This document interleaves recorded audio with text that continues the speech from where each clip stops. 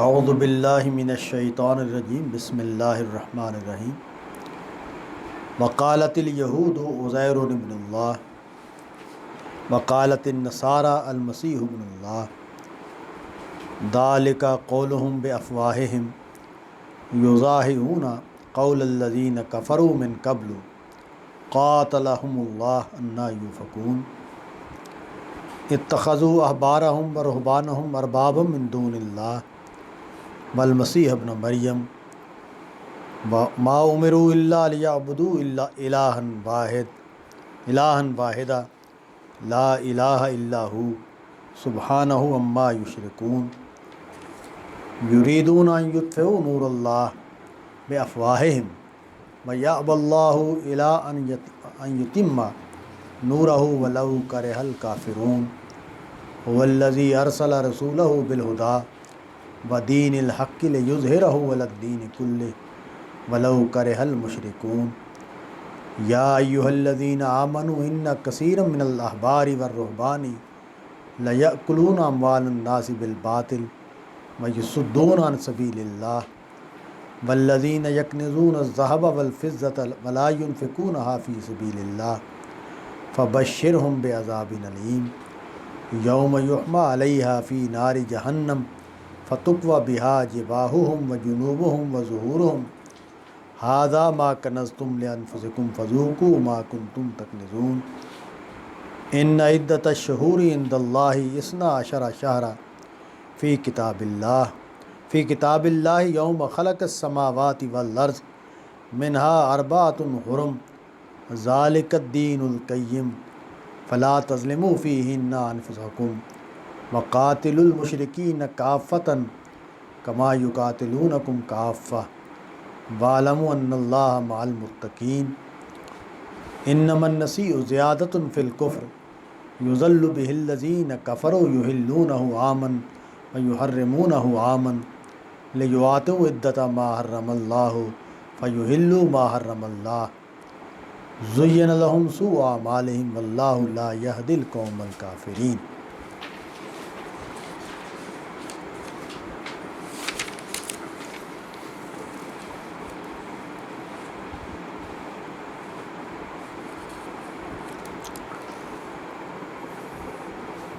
پچھلے رکوع میں جو آخری آیت تھی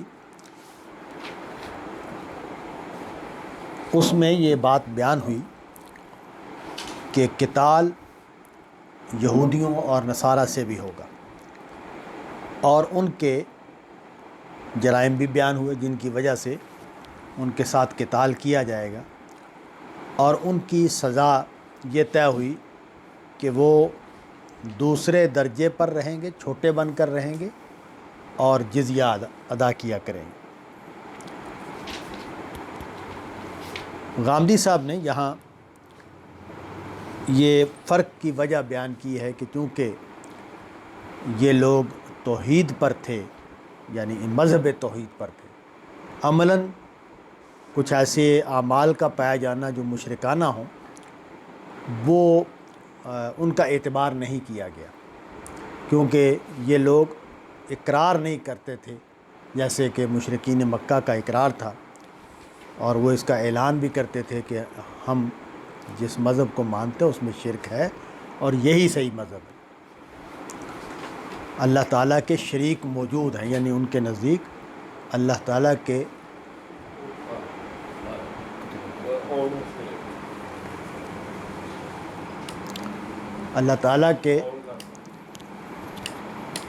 شرکاء موجود ہیں۔ تو جب ان کا نقطہ نظر، یعنی انہوں نے عزیر کو ابن اللہ کہا، آگے بیان ہو رہا ہے، یا اس طرح کے اور جو جرائم ان کے ہاں پائے جاتے تھے، ان کو وہ اس طرح شرک نہیں مانتے تھے جیسے انہوں نے یہ توجیہ کی ہے۔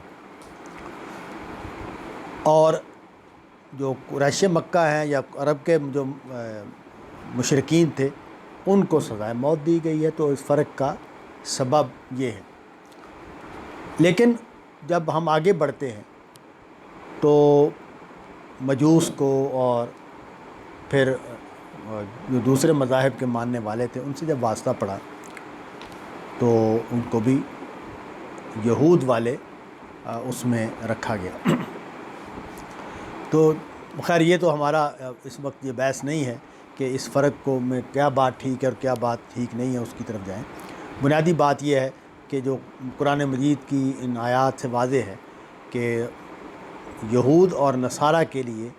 جو سزا مقرر کی گئی وہ سزائے موت نہیں تھی۔ اس کا سبب کیا ہے وہ یہاں بیان نہیں کیا گیا، وہ ظاہر ہے علماء اس پر کام کرتے ہیں اور اس کی اسباب بیان کرتے ہیں، جیسے میں نے عرض کیا کہ غامدی صاحب نے ایک سبب اس کا واضح کیا ہے، عام طور پر اس کو وہ سوالوں کے جواب میں ہی بیان کرتے ہیں، انہوں نے اپنی تفسیر میں بھی لکھ دی ہے۔ تو یہ جو سزا ہے یہ نافذ ہوئی ہے، ان کے جو جرائم ہیں وہ کیا ہے؟ ان میں سے ایک جرم یہ ہے جو یہاں بیان ہوا کہ ولا یدینون دین الحق، کہ یہ اللہ کے دین حق کو اپنا دین نہیں بناتے۔ ایک جرم ان کا یہ بیان ہوا، اور یہ آگے اس کی وضاحت کی جا رہی ہے کہ وہ کیا ہے جو جس کو یہ نہیں قبول کر رہے ہیں۔ ان میں سے ایک چیز یہاں نصارہ کی بیان ہوئی اور یہود کی بیان ہوئی کہ وقالت الیہود عزیر ابن اللہ وقالت النصارى المسیح ابن اللہ۔ عزیر کے بارے میں یہود نے یہ کہا کہ وہ اللہ کے بیٹے ہیں، اور نصارہ نے مسیح علیہ السلام کے بارے میں کہا کہ وہ اللہ کے بیٹے ہیں۔ اس پر آگے قرآن نے تبصرہ کیا، پہلے اس پر ہم بات کر لیں کہ عزیر جو ہے ان کے بارے میں یہ جو عقیدہ ہے موجودہ بائبل میں یہ موجود نہیں ہے، یعنی ہمارے پاس جو بائبل موجود ہے اس میں یہود کا یہ عقیدہ حضرت عزیر کے بارے میں مذکور نہیں ہے۔ تو اس کو عام طور پر اس کا جواب یہ دیا گیا اس سوال کا کہ بھئی وہاں کیوں ذکر نہیں ہے، تو یہ جواب دیا گیا کہ یہ جو عرب میں یہود آباد تھے ان کا نقطہ نظر یہی تھا، ان کا عقیدہ یہی تھا۔ اس کی وجہ یہ ہے، اور یہ تسلی بخش جواب معلوم ہوتا ہے، اس کی وجہ یہ ہے کہ اگر قرآن مجید نے یہ بات بیان کی ہے تو ظاہر ہے وہ کسی کمزور بات کو قرآن مجید کیوں بیان کرے گا۔ قرآن مجید نے بہت ساری باتیں ہیں جو بائبل میں غلط ہیں، ان کو ضرورت بھی نہیں سمجھی کہ ان کو چھیڑا جائے اور ان کے اوپر کوئی بحث کی جائے۔ جہاں انہوں نے کوئی اعتراض کر دیا، سوال کر دیا، قرآن مجید نے انہی کا جواب دیا ہے، یا جہاں قرآن مجید نے کسی واقعے کو بیان کیا ہے تو وہاں صحیح پہلو کو بیان کر دیا ہے۔ تو قرآن مجید کا عمومی طریقہ یہ نہیں ہے کہ وہ ہر چیز کی وضاحت کرے یا ہر چیز کا جواب دے۔ تو اس سے، اور اگر ان کا عقیدہ یہ نہ ہوتا تو لازماً ان کی طرف سے رد عمل آتا، اور پھر ہماری کتابوں میں یا ہو سکتا ہے قرآن مجید میں بھی اس کا جواب دیا جاتا۔ یہ معلوم ہوتا ہے یہ 5ویں صدی کے یعنی قبل مسیح کے آدمی ہیں غالباً، اور جب ان کا جو غلامی کا زمانہ ہے یہود کا، اس میں بائبل یعنی ان کی تورات اور اس کے متعلقہ کتابیں جو تھیں وہ ان کی تاریخ میں ہے کہ وہ گم ہو گئی تھی، اور عزیر ہی نے، حضرت عزیر یہ نبی تھے غالباً، تو انہوں نے وہ مرتب کی، دوبارہ لکھی ساری کتاب اور اپنے حافظے سے لکھی۔ اب سوال یہ سیریس سوال پیدا ہوتا ہے، ہمارے ہاں بھی پیدا ہو جائے گا، ہمارے ساتھ تو وہ حادثہ نہیں ہوا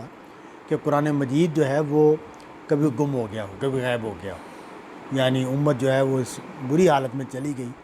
کہ ان کے پاس جو ان کی الہامی کتاب ہے وہ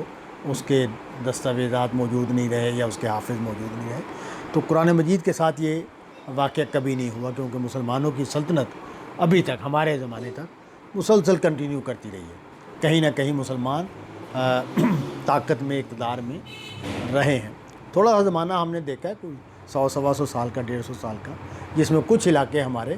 غلامی میں چلے گئے تھے، لیکن اس میں بھی ہم اتنی بڑی تعداد میں اور اتنی بڑی آبادی تھے کہ ہماری کتابوں کو، ہماری روایات کو کوئی بڑا نقصان اس طرح کا نہیں پہنچا کہ چیزیں غائب ہو گئیں۔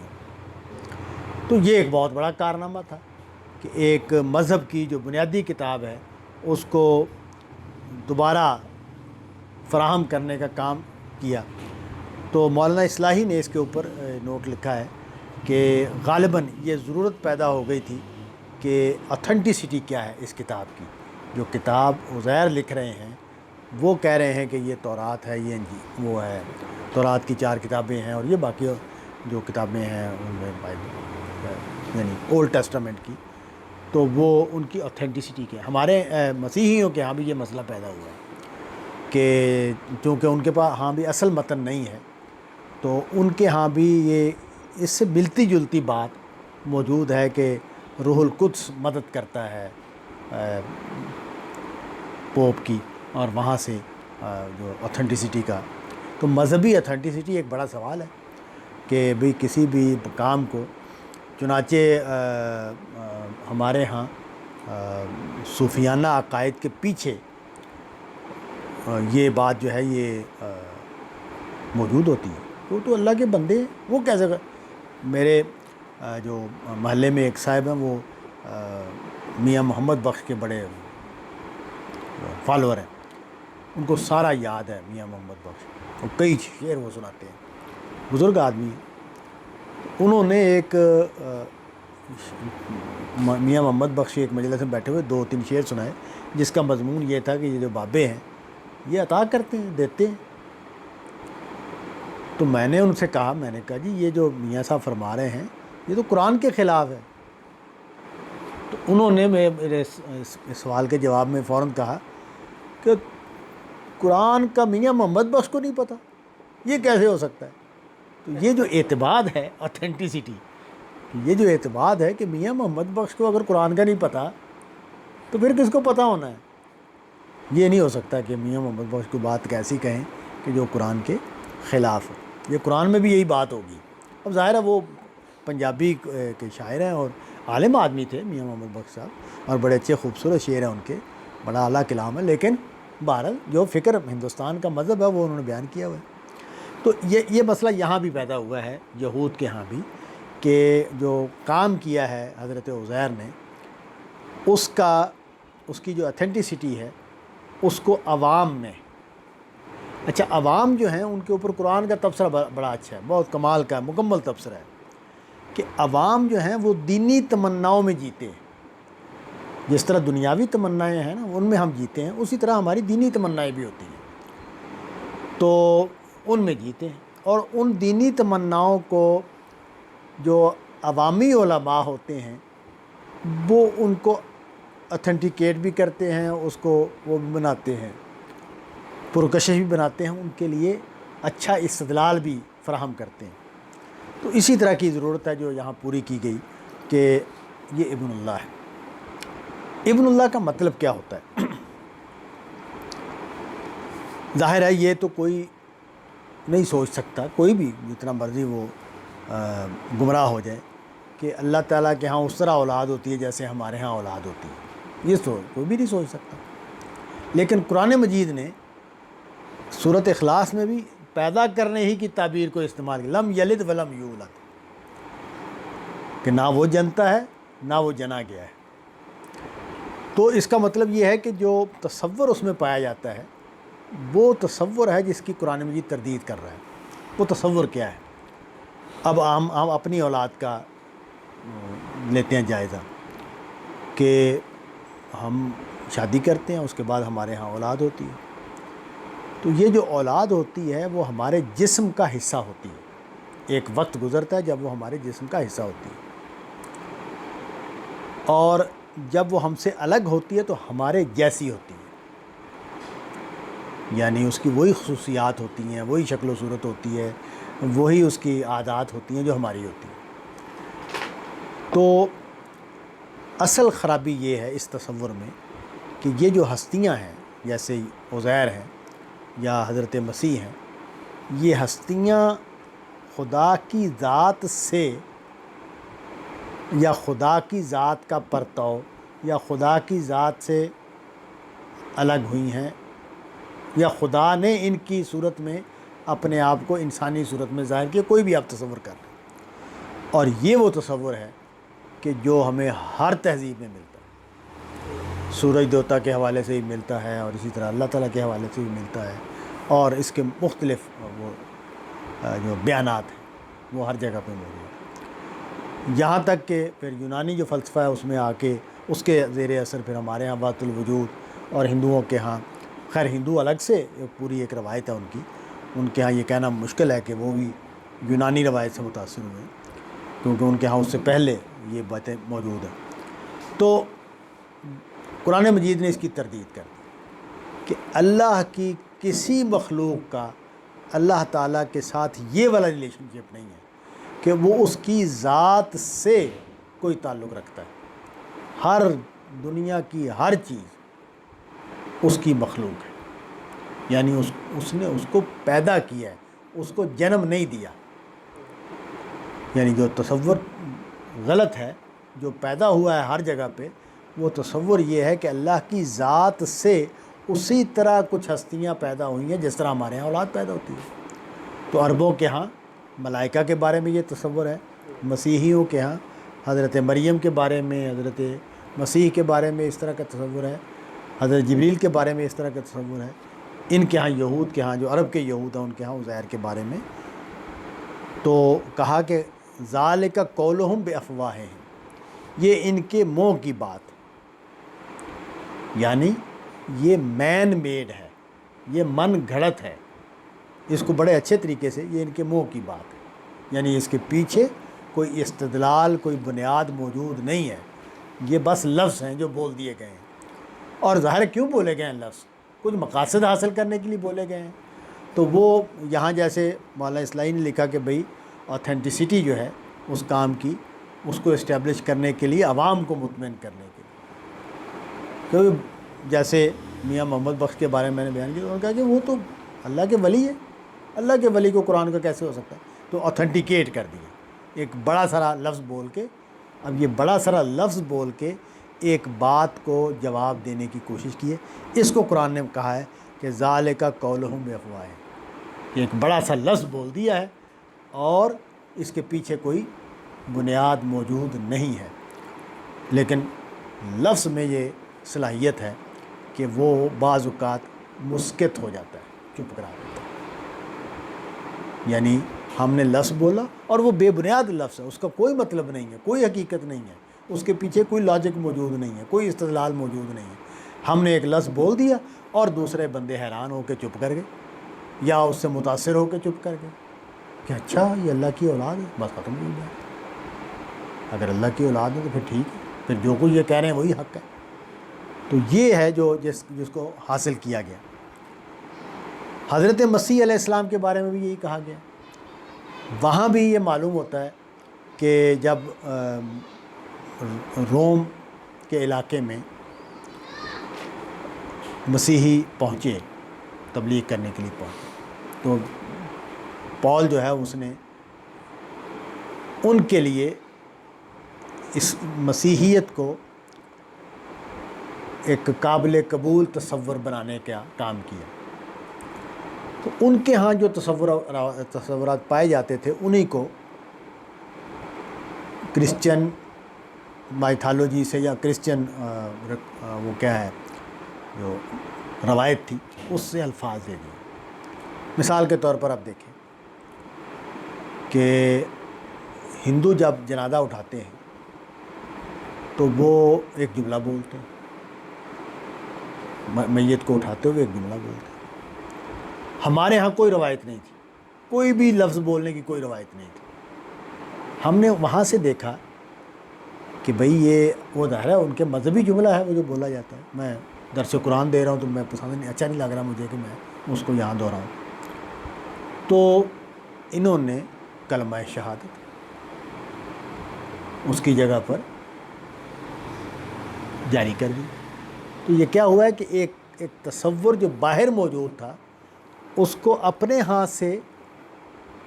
لے کر، حالانکہ ہمارے ہاں وہ خالی تھی جگہ،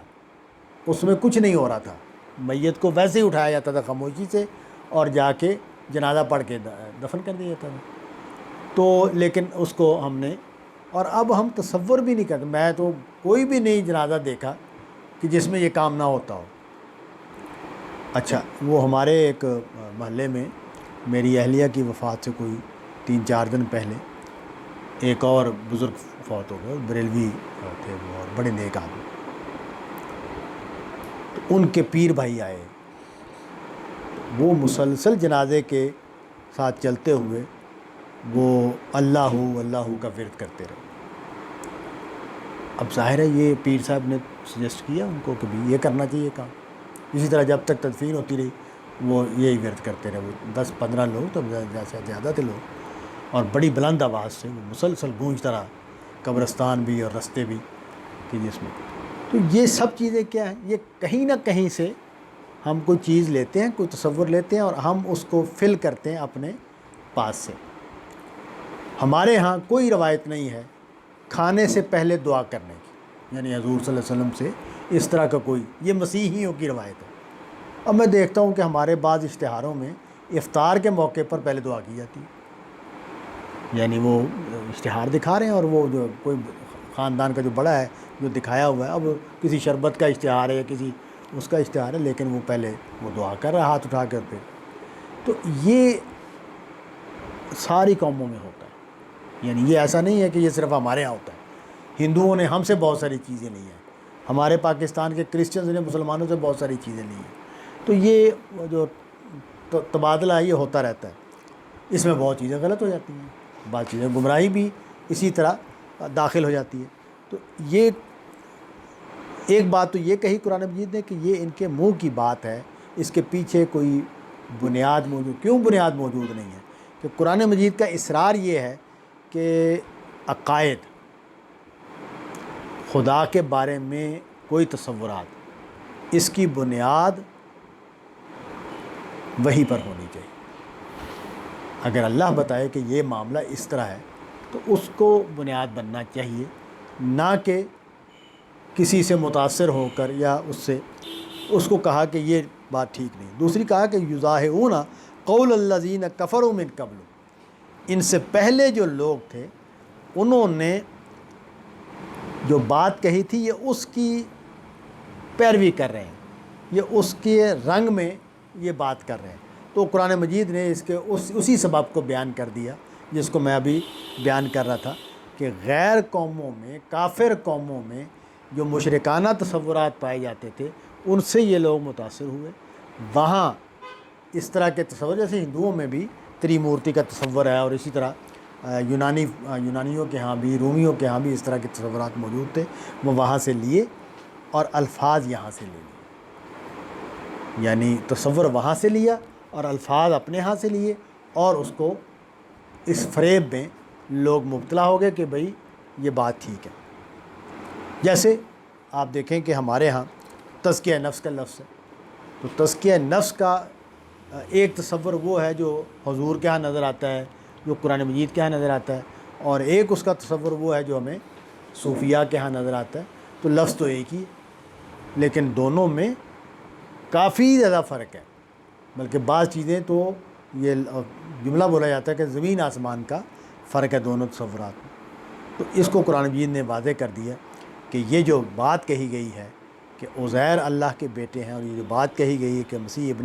مسیح اللہ کے بیٹے ہیں، یہ دونوں باتیں، یہ دونوں عقائد غیروں کی تشبیہ میں، غیروں کی مشابہت میں کہے گئے ہیں، اور ان کی کوئی بنیاد نہیں ہے، اور یہ ایک بے بنیاد عقیدہ ہے۔ قاتلہم اللہ انا یوفکون، اللہ ان کا ناس کرے، یہ کہاں سے الٹ جاتے ہیں، کیسے یہ گمراہی قبول کر لیتے ہیں۔ یعنی وہ گروہ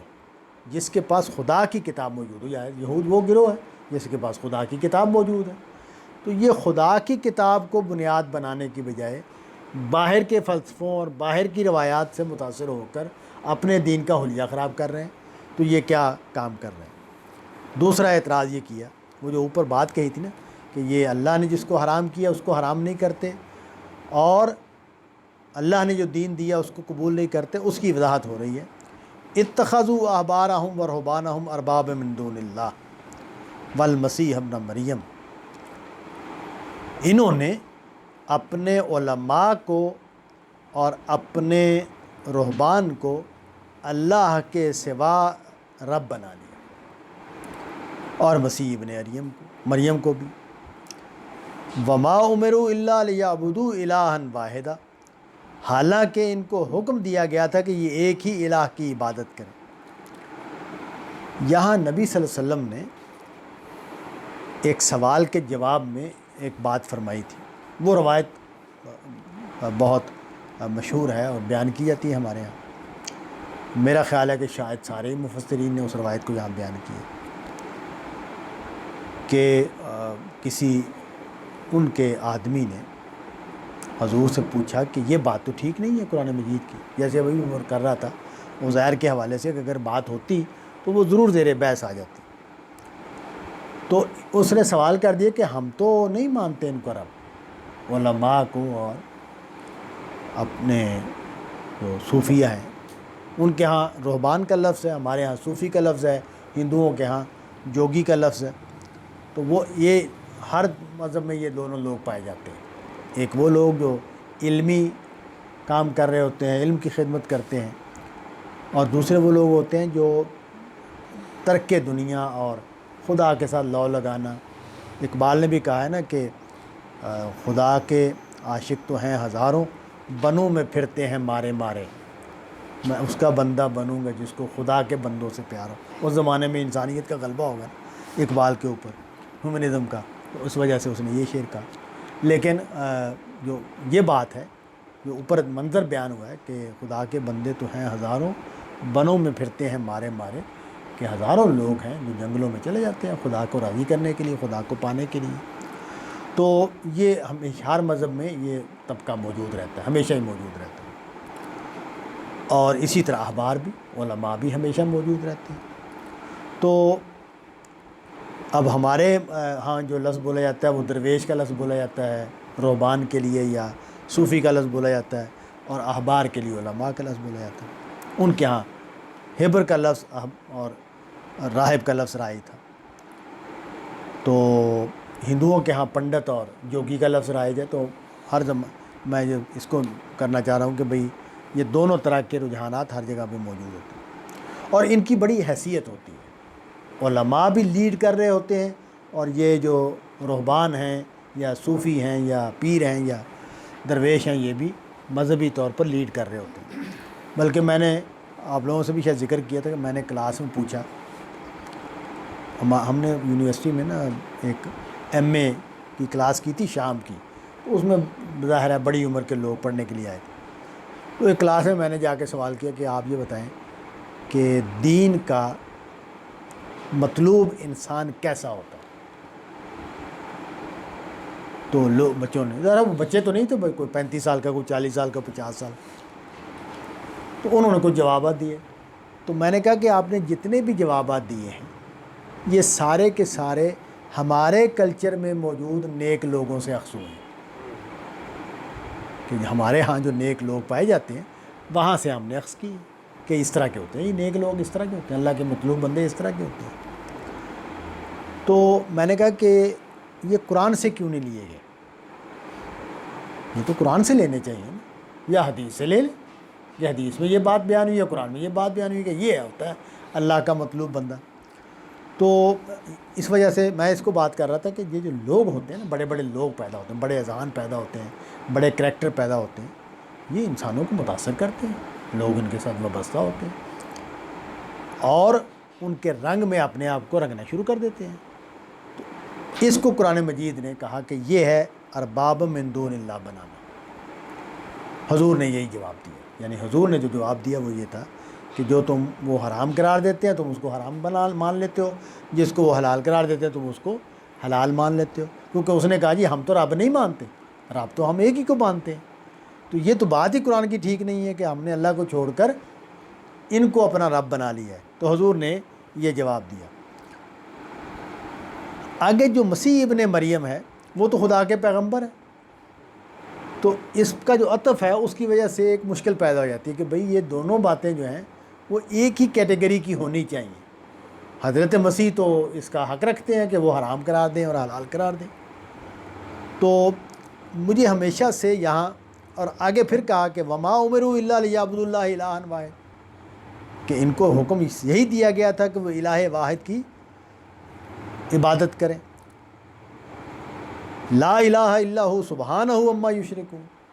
تو یعنی پورا رخ جو ہے وہ شرک کی طرف ہے۔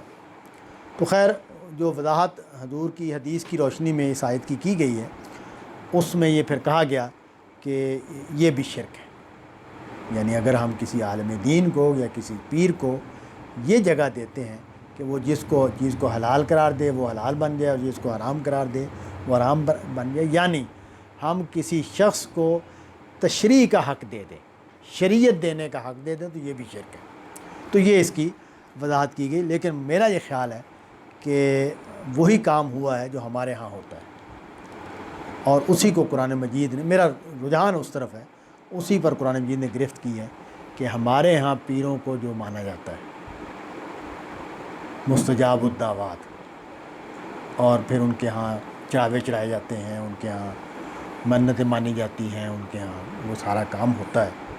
ان کے مزاروں پر حاضری دی جاتی ہے وغیرہ وغیرہ۔ تو زیادہ امکان مجھے لگتا ہے کہ اس کا ہے کہ یہی جرم ہے جو یہاں بیان ہو رہا ہے، اور یہ ہر مذہب میں ہوتا ہے۔ یعنی یہ کوئی ایسی بات نہیں ہے کہ جو صرف ہمارے ہاں ہوئی ہے، نہیں، یہ مسیحیوں کے ہاں بھی ہے، یہ ان کے ہاں بھی ہے، یہودیوں کے ہاں بھی ہے، اور دوسرے مذاہب میں بھی یہ بات موجود ہے۔ تو وہ بات اپنی جگہ پر غلط نہیں ہے کہ اللہ کے سوا کسی کو تشریع کا حق نہیں ہے، اور اللہ جس پیغمبر کو مبعوث کرتے ہیں اس کے ذریعے سے تشریع ہوتی ہے۔ ظاہرہ ہمارے لیے تو وہی سورس بنتا ہے، ماخذ بنتا ہے دین کا۔ اور البتہ اگلی جو پرابلم ہے وہ، جیسے ابھی ہم بات کر رہے تھے ایک سوال کے جواب میں، وہ یہاں موقع مناسب نہیں ہے کہ اس پر بات کی جائے۔ تو پیغمبر تشریع کا حق رکھتا ہے، لیکن وہ ظاہر ہے اللہ کی طرف سے اس کو اختیار دیا جاتا ہے، اس کے وحی دی جاتی ہے، تعلیم دی جاتی ہے، اس کے بعد وہ یہ کام کرتا ہے۔ یریدون ان یطفئوا نور اللہ بافواہہم، یہ بڑا ادبی اسلوب ہے کہ جیسے چراغ بجھایا جاتا ہے اسی طرح پھونک مار کر دیا بجھاتے ہیں،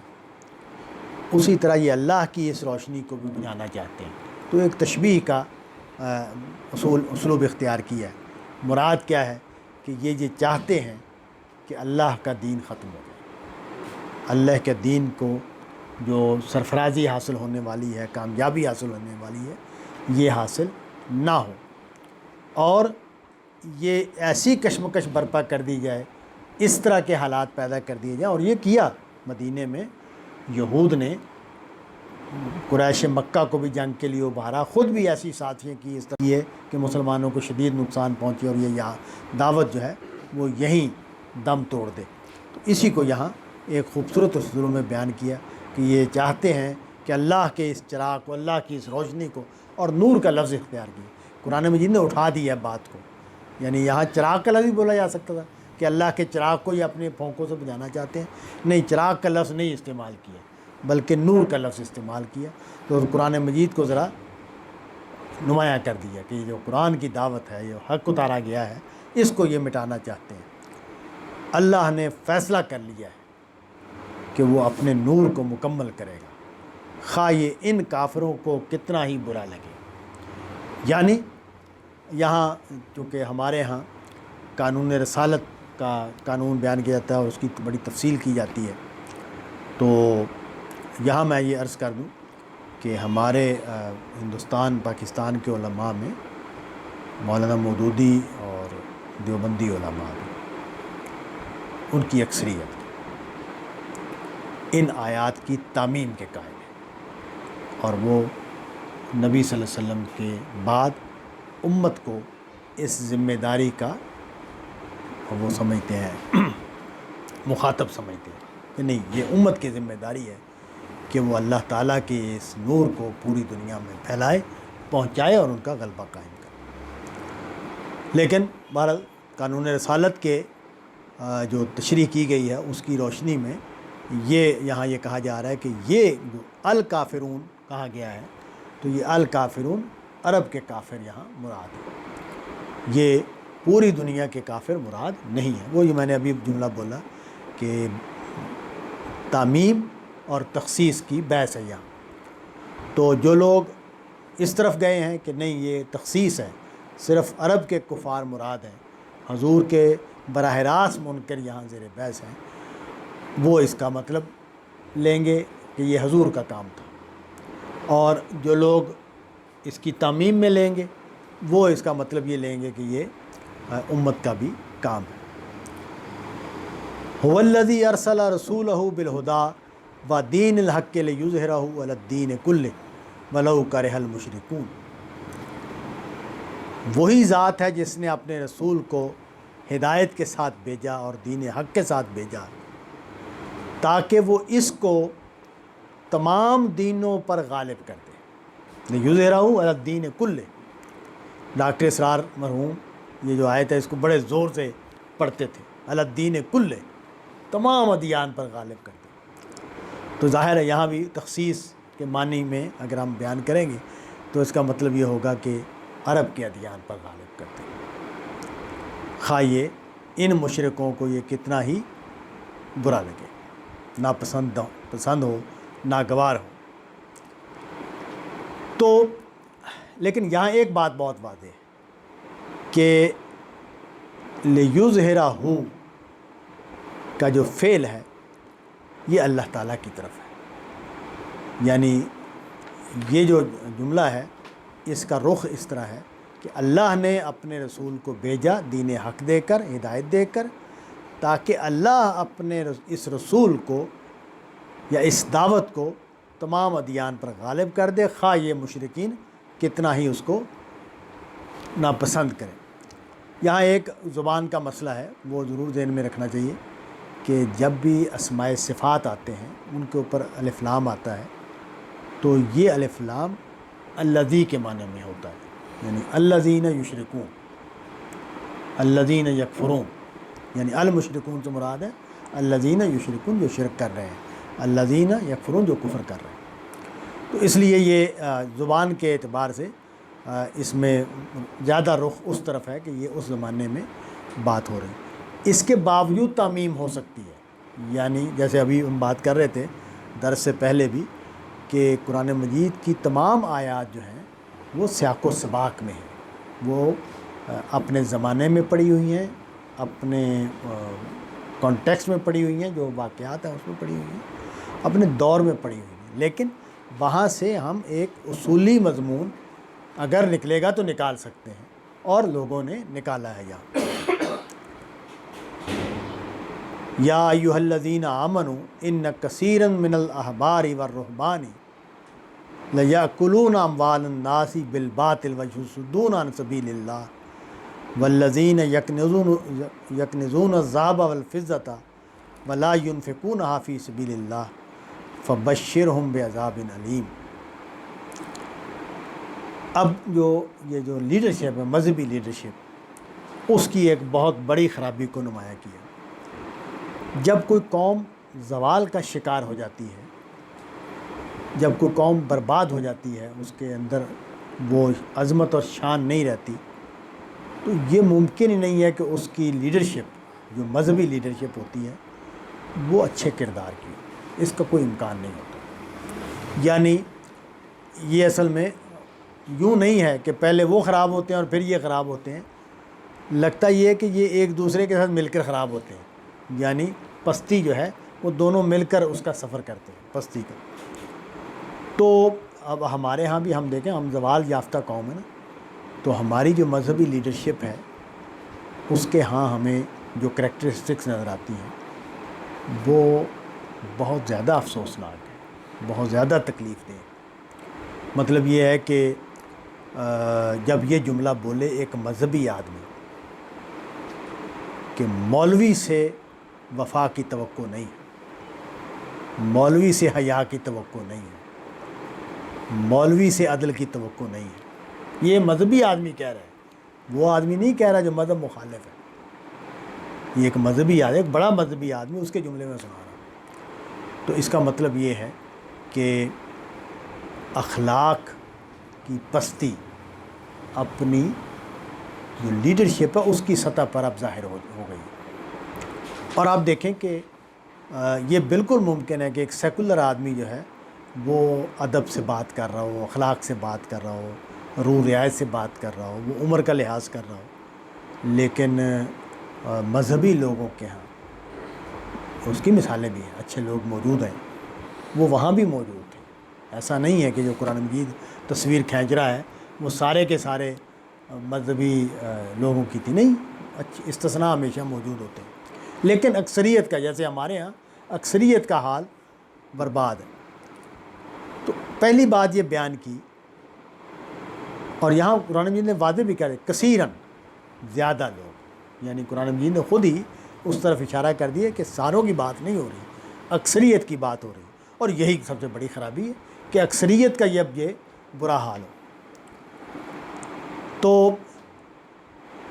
مطلب مجھے بڑی افسوس ہوتا ہے، اس وقت زیادہ تکلیف ہوتی ہے۔ جیسے آپ دیکھیں کہ زنا تو ہوتا ہے، ہر سوسائٹی میں ہوتا ہے،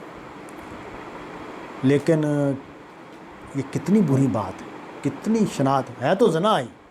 کہ کوئی آدمی مسجد میں جا کے، خود اللہ معاف کرے اللہ تعالیٰ، کہ کوئی مسجد میں جا کے اس طرح کا کام کرے، تو کتنی، یعنی ایک بے حیائی ایک گناہ ہے، لیکن اس کی شناعت، اس کی برائی کس سطح پر بڑھ گئی ہے جب اس طرح کی ناگوار حرکت خدا نہ خواستہ ہو، اور اس طرح کے واقعات ہوتے رہتے ہیں۔ اللہ تعالیٰ محفوظ رکھے ہماری عبادت گاہوں کو، ہماری مساجد کو پاک رکھے۔ تو اور اس طرح کی اور مثالیں بھی ہو سکتی۔ تو یہ جب مذہبی طبقہ جھوٹ بولتا ہے، جب مذہبی طبقہ بے حیائی کرتا ہے، جب مذہبی طبقہ ناانصافیاں اور ظلم کرتا ہے، جب یہ دنیا پرستی میں مبتلا ہوتا ہے، تو یہ بڑا، اسی لیے ہمارے ہاں دیکھیں کہ یہ ٹھیک ہے کہ علماء انسان ہی ہوتے ہیں اور انسانی کمزوریوں کے ساتھ ہی ہوتے ہیں،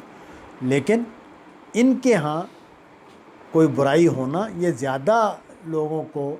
متوجہ کرتا ہے اور زیادہ تکلیف دیتا ہے بمقابلہ کسی دوسرے انسان کے۔ تو قرآن مجید نے